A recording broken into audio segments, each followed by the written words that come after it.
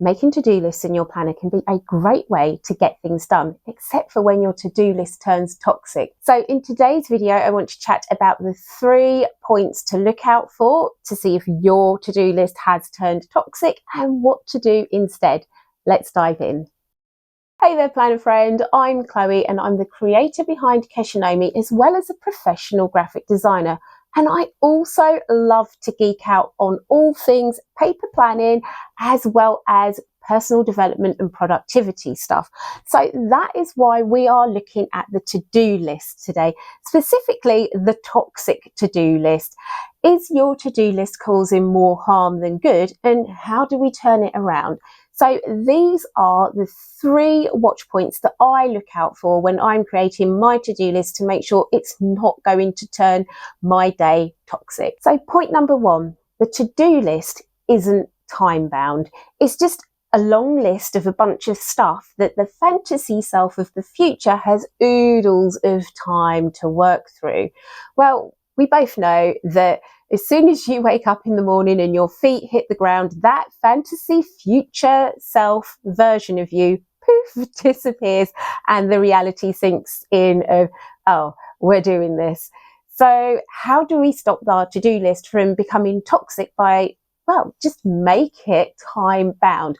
What I've actually started to do is use a daily insert in my planner where I can not only list out everything that I need to get done today, my to-do list, but I can actually allot it a time slot within my planner. The great thing about that is that not only do I then get a real good judgment call on, can I actually complete all of this stuff today, going back to that fantasy self of the future, but also I can see, well, I can give myself 20 minutes to work on this task. And this is where we can start to utilize Parkinson's law. So Parkinson's law is the precept that a task will take the allotted time to complete. So if you've got 20 minutes to work on a task, you've scheduled it in your planner, you know that you cannot let it overrun, well, then that task is more likely to take 20 minutes versus if you are going to research something and it should take 20 minutes to research it, but because you didn't make it time bound, it actually ended up overrunning and taking 40 minutes, then, you know, it's just going, the task is just going to expand to fill whatever you give it. And if you haven't given it a container, it will overflow. Point number 2 to look out for to see if your to-do list is likely to turn toxic is that the to-do list isn't based on your current energy levels. And this kind of goes back to point 1 where we had that fantasy future self who not only has oodles of time to work through a to-do list, but also has energy in abundance to devote to each item on the list. You see, what if you had a rubbish night's sleep? Probably worrying about the epic list of things you've got to get done the following day, and you've just been tossing and turning and you've woken up feeling a bit groggy and extremely sluggish. Well, you're going to look at that to-do list and you're going to instantly feel overwhelmed and kind of defeated.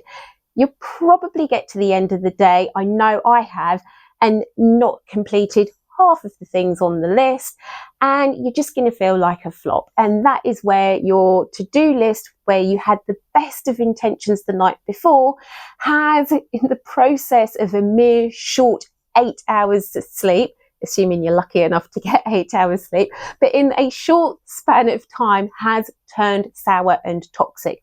So what can we do about this? Well, we're going to go into point 3. We got kind of a 2-for-1 deal going on here in terms of solutions. So point 3, your to-do list isn't structured based on what's important versus what's not important. And this kind of comes to this brilliant book here by Covey. It's The 7 Habits of Highly Effective People. Now, I first read this about 20 years ago, and I've got so many pages folded over in here of points that I wanted to remember. But one of the points that I found particularly helpful was his time management matrix. And this is where you create 4 quadrants and you assign tasks within a quadrant based on whether they are important and urgent, important but not urgent, not important but urgent, and then not important, not urgent. And this can really help us with our to-do list if we look at the things that we've got to do and decide what's important, what's urgent, and what really doesn't matter and can probably just come off of that list completely.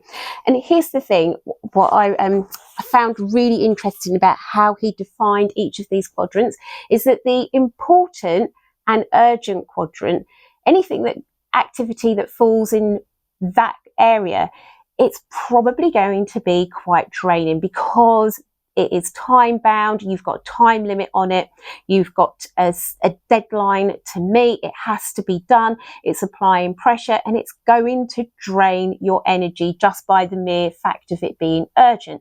Whereas the tasks that fall within the important but not urgent quadrant, they're more likely to be the tasks that are going to give you the greatest level or feeling of satisfaction once you've completed them, because they will probably be the tasks where it's more about achieving a goal rather than firefighting a urgent problem. And this is why I said that point 2 and point 3 are kind of a 2-for-1 combo when it comes to the solution, because this is where you can start to define what items on your list are important, which ones are urgent, and start to decide how you're going to assign your energy. So we can assign the tasks that we know are urgent and important that are going to most likely drain a lot of our energy. We can tackle them in the morning when we're going to be feeling somewhat fresher than in the afternoon, but we can also know that come the afternoon we're not going to have the greatest level of energy, so we may only want to tackle one of our important but not urgent tasks, and then just know that the other tasks on the list, we're not really going to have the mental or physical energy to complete all of those tasks, and hope that they can be completed on another day. So my top tip for preventing your to-do list from turning toxic is, firstly, try using a daily insert within your planner. By having a schedule where you can assign your to-do items, you can see, well, this is the 24 hours that I have to play with. This is how I can fit everything in, especially around the commitments that I already have. For me, I've got school drop-off, school pickup, extracurriculars to take my kids to.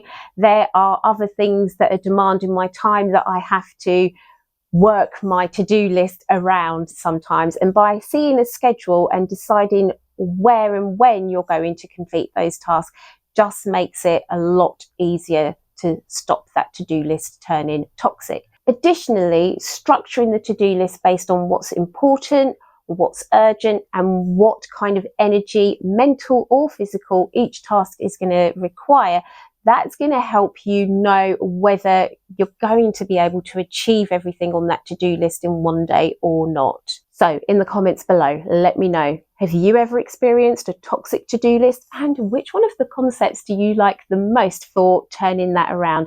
And if you want to see how I've got my planner set up for having a uber productive day, then check out this video here. I'll see you over there. Bye for now, planner friend. Wow, I've completely lost my train of thought.